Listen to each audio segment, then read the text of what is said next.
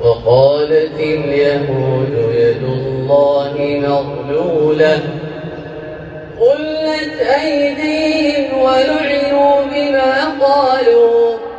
بل يداه مبسوطتان ينفق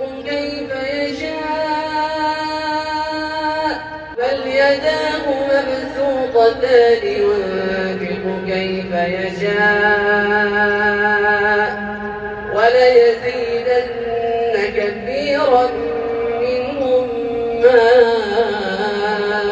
أنزل إليك من ربك طغيانا وكفرا